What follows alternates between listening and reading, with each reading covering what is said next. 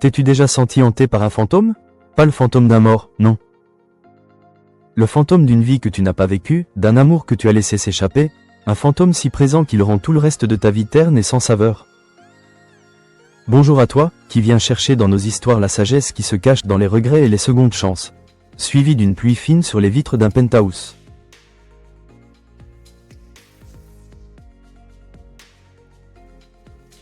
Le récit que je vais te confier aujourd'hui est celui d'un homme qui avait le monde à ses pieds, mais qui avait perdu le chemin de son propre cœur. Avant de commencer ce voyage, si tu crois que le véritable amour est un fil invisible qui ne se brise jamais, je t'invite à t'abonner à notre chaîne, à activer la cloche pour ne manquer aucune de nos leçons de vie, et à laisser un pouce bleu. Chaque soutien est une note d'espoir dans notre mélodie. Merci. Cet homme, c'est moi, Sébastien. Et ce matin-là, le fantôme avait un nom, Mariana. La scène se déroulait dans l'immense salon de mon appartement qui surplombait la ville. Le soleil du matin se reflétait sur le marbre froid du sol, mais aucune chaleur ne semblait pouvoir pénétrer ses murs. En face de moi se tenait ma femme, ou plutôt, mon ex-femme. On venait de signer les derniers papiers du divorce. Un divorce civilisé, sans cris, sans larmes. Un divorce aussi froid et bien arrangé que l'avait été leur mariage. Oui, tu as raison, disait-elle en enfilant ses gants. Nous ne faisons que nous tourmenter. Nous n'aurions jamais dû nous marier, nos parents ont insisté. Bonne chance à toi aussi. Peut-être trouveras-tu ton véritable amour. Mais tu n'as pas oublié Mariana pendant toutes ces années. Tu l'aimes encore, je l'ai toujours senti. C'était comme si elle était invisible, entre nous. C'est probablement pour ça que ça n'a pas marché entre nous. Sébastien s'est raidi. Le simple prénom de Mariana était une braise sur une plaie vive. Ne parle pas de Mariana, je t'en prie, a-t-il répondu d'une voix irritable. Tu sais que c'est un sujet douloureux pour moi. Bon, je dois y aller, j'ai assez à faire au travail. Ne dis pas de mal de moi, au revoir. Il lui a tourné le dos, mettant fin à la conversation, mettant fin à 5 ans d'un mariage sans amour. Il a regardé par l'immense baie vitrée. La ville s'étendait à ses pieds, un royaume qu'il avait conquis. À 40 ans, Sébastien avait tout. Une fortune héritée, qu'il avait fait fructifier de manière spectaculaire. Un nom qui inspirait le respect et la crainte dans le monde des affaires. Des appartements, des voitures, des montres qui coûtaient le prix d'une maison. Il avait tout, sauf la seule chose qui comptait. Mariana. Son nom était un écho douloureux venu de 15 ans en arrière. L'époque où il n'était pas encore Sébastien le Magnat, mais juste Seba, un étudiant en architecture plein de rêves. Mariana, c'était son opposé.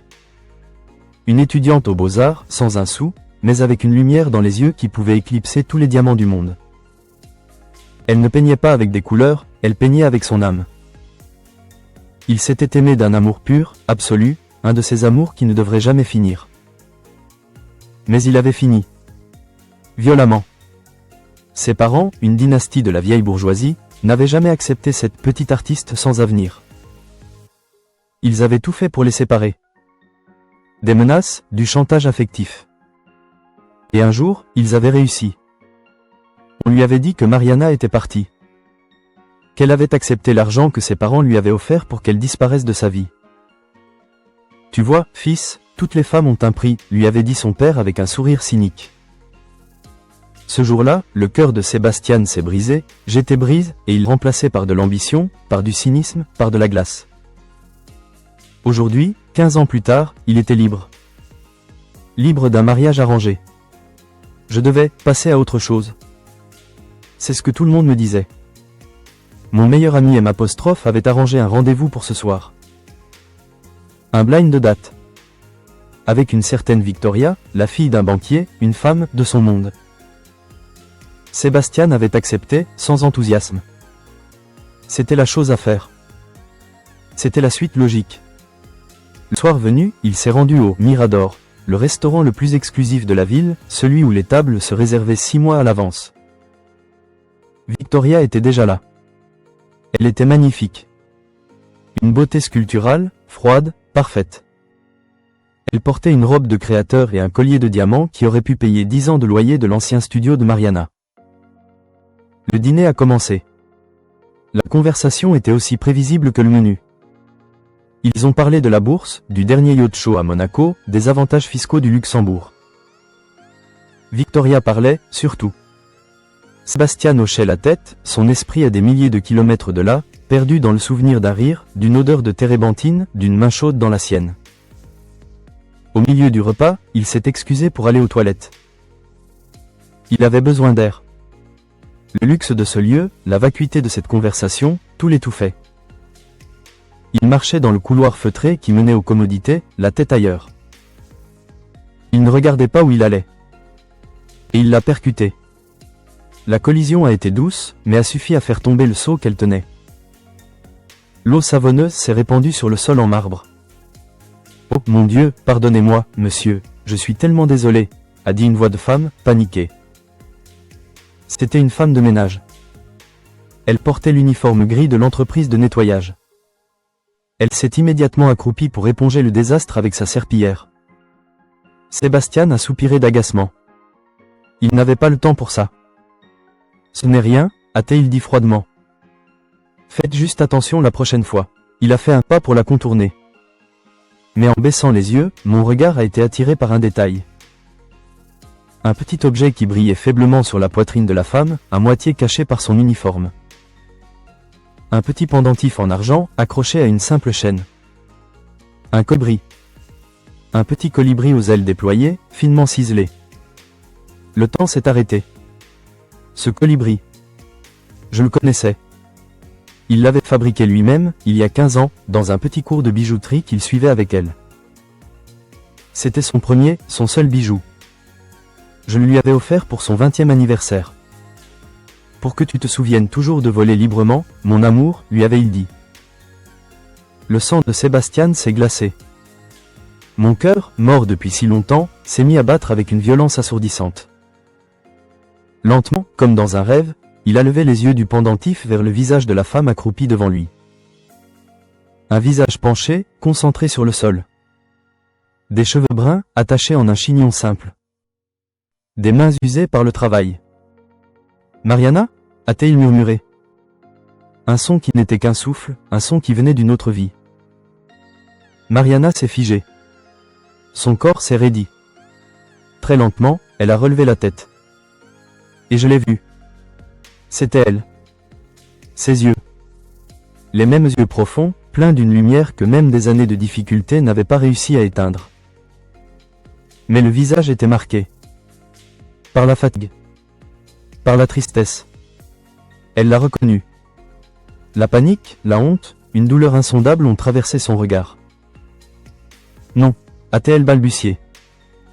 Elle s'est relevée d'un coup, a abandonné son seau, sa serpillière, et elle a couru. Elle a couru dans le couloir de service, comme si elle fuyait un fantôme. Son fantôme. Sébastien est resté là, pétrifié. Le monde autour de lui avait disparu. Il n'y avait plus de restaurant de luxe, plus de Victoria qui l'attendait, plus de milliards sur son compte en banque. Il n'y avait que le bruit de ses pas qui s'éloignaient, et l'image de son colibri, terni, sur un uniforme de femme de ménage. La musique s'est arrêtée. Le silence de Sébastien est celui d'un cœur qui vient de se briser une seconde fois, ou peut-être, de se réveiller.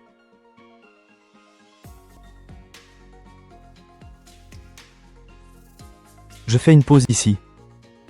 Au moment précis où le passé vient de percuter le présent de plein fouet. Imagine le choc de Sébastien. La femme que je croyais partie avec de l'argent, la femme que j'ai méprisée et aimée en silence pendant 15 ans, est là, à genoux, en train de nettoyer ses sols. Que ferais-tu à ma place? La laisserais-tu fuir, retournant à ta vie de solitude dorée?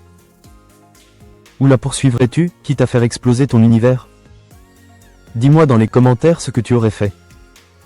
Car la décision de Sébastien allait redéfinir le mot « richesse ». Reprenons. Quelque chose en moi Sébastien s'est brisé. La glace. La carapace. Je n'ai pas réfléchi. Il a couru. Il a couru après elle. Il a ignoré les regards surpris des serveurs. Il a poussé une porte et s'est retrouvé dans les coulisses du restaurant, au milieu des cuisines bruyantes et surchauffées. Il l'a vue, en train de se diriger vers la sortie de service. Mariana, attends, elle s'est retournée, les larmes aux yeux. Laisse-moi tranquille, Sébastien. S'il te plaît. Non. Pas cette fois. Je ne te laisserai pas partir une seconde fois. Il est sorti avec elle dans la ruelle froide, à l'arrière du restaurant. L'odeur des poubelles contrastait avec le parfum de luxe de la salle. Pourquoi ? Ai-je demandé, ma voix brisée. Pourquoi, Mariana ? Mon père m'a dit. Il m'a dit que tu avais pris l'argent. Elle a eu un rire sans joie, un rire plein d'une amertume infinie. L'argent, c'est ce qu'il t'a dit ? Il ne t'a pas dit qu'il m'avait menacé ? Qu'il m'avait dit que si je ne disparaissais pas, il te détruirait, qu'il te renierait, qu'il briserait ton rêve de devenir architecte ? Il ne t'a pas dit qu'il m'a jeté un chèque au visage en me traitant de petite profiteuse ? Je n'ai jamais touché cet argent, Sébastien. Je suis parti avec ma seule fierté. Et avec, elle s'est arrêtée, la main sur sa bouche. Avec quoi ? Ai-je insisté. Avec rien, a-t-elle dit en détournant la tête. Maintenant, je dois y aller. J'ai un fils qui m'attend. Un fils. Le mot a eu l'effet d'une bombe. Je l'ai regardée. Elle n'était plus la jeune fille insouciante de ses souvenirs. C'était une femme. Une mère. La douleur de cette révélation a été encore plus forte que la colère de la trahison de son père. Je l'avais perdue. Pour de bon. Laisse-moi au moins te ramener chez toi, ai-je supplié. Je t'en prie, juste pour savoir que tu es en sécurité. Après une longue hésitation, elle a accepté. Le trajet en voiture s'est fait dans un silence pesant. Elle habitait à l'autre bout de la ville, dans un de ces quartiers populaires où il n'avait jamais mis les pieds. L'immeuble était modeste, mais propre. Quand elle est montée, il est resté en bas, dans sa voiture, le moteur éteint, le cœur en miettes. Il avait retrouvé son fantôme, et ce fantôme avait une vie. Une vie sans lui. Il n'a pas dormi de la nuit. Le lendemain, il fait la seule chose qu'un homme comme lui savait faire. Il a utilisé ses ressources. Il a engagé le meilleur détective privé de la ville. Je veux tout savoir sur elle. Discrètement. Sans qu'elle s'en aperçoive. Le rapport est arrivé 3 jours plus tard. Et chaque page était un coup de poignard. Mariana avait eu une vie incroyablement difficile. Après l'avoir quittée, elle avait découvert qu'elle était enceinte.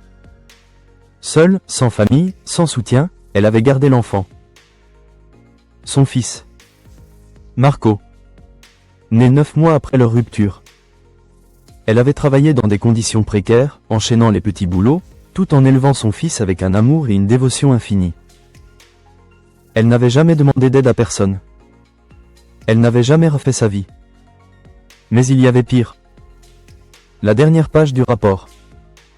Le dossier médical de Marco. Il avait 8 ans. Et il était malade. Une leucémie. Il était en attente d'une greffe de moelle osseuse. Mais trouver un donneur compatible était presque impossible, à cause d'un groupe sanguin et de marqueurs génétiques très rares. Il était sur une liste d'attente, mais ses chances s'amenuisaient de jour en jour. Les traitements coûtaient une fortune. C'est pour ça qu'elle faisait des ménages la nuit, en plus de son travail de jour dans une bibliothèque. Elle se tuait à la tâche. Pour lui. Sébastien a dû ce soir. Un fils. Mon fils. Un fils malade, qui se battait pour sa vie. Et moi, pendant ce temps, je me plaignais de ma solitude dorée. La honte, la culpabilité, l'amour. Un tsunami d'émotions a déferlé sur moi. Je n'ai plus hésité. Il n'y avait plus de place pour la fierté, ni pour la douleur du passé. Il n'y avait plus qu'une seule chose à faire. Ce soir-là, je n'ai pas appelé. Je suis allé directement chez elle. J'ai frappé à la porte. C'est un petit garçon qui a ouvert. Un petit garçon aux cheveux bruns et aux yeux verts. Les yeux de la mère de Sébastien. Ses propres yeux. Le choc de la ressemblance était foudroyant. « Maman, il y a un monsieur !» a crié l'enfant. Mariana est arrivée de la cuisine, l'air fatigué. Quand elle m'a vu, son visage s'est fermé.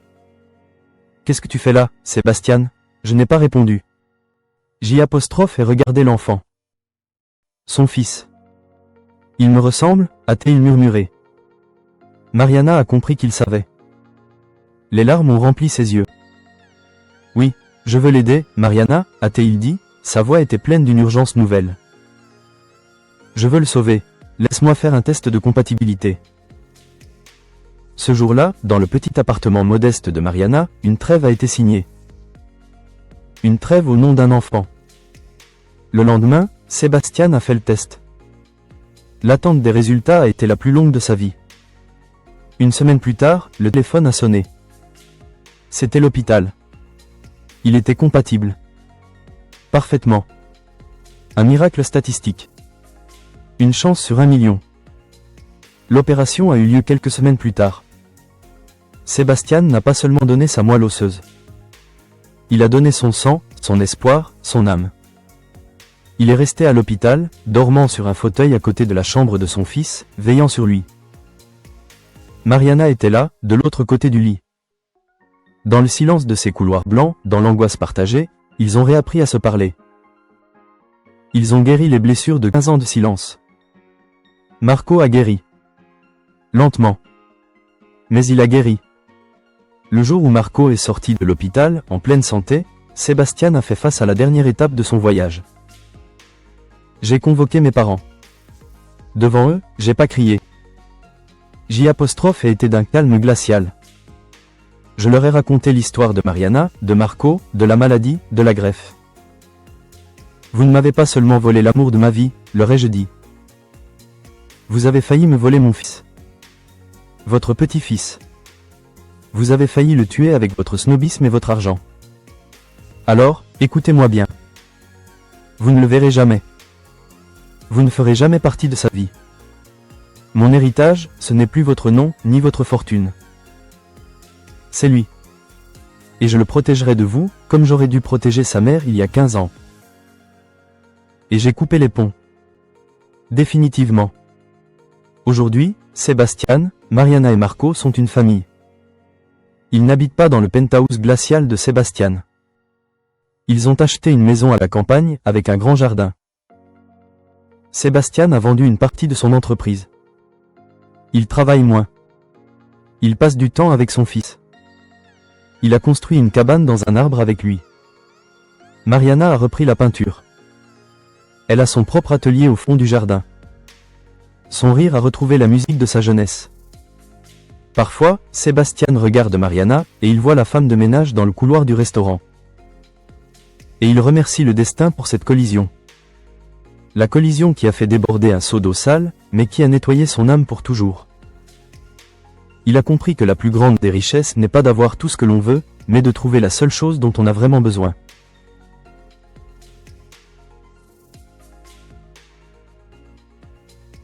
La mélancolie a laissé place à une mélodie pleine, sereine, une mélodie d'amour retrouvé et de famille enfin réunie.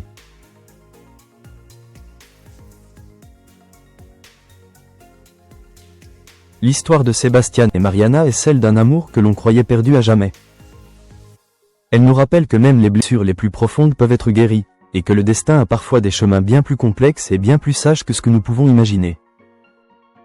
Elle nous enseigne que la vérité, même si elle met des années à faire surface, est la seule fondation sur laquelle on peut bâtir un bonheur durable. Si ce récit de rédemption et d'amour retrouvé a touché ton cœur, si tu crois que les secondes chances sont le plus beau des cadeaux, alors rejoins la grande famille des histoires de vie. Abonne-toi pour que la sagesse de nos récits continue d'illuminer nos vies. Active la cloche alarme pour ne jamais manquer une leçon du destin. Et laisse un like si tu penses que le colibri a enfin retrouvé le chemin de son nid. Merci de ton écoute si attentive. Prends soin de toi, et n'oublie jamais de regarder au-delà des uniformes et des apparences. Les plus grands trésors se cachent souvent dans les cœurs les plus humbles. À très bientôt.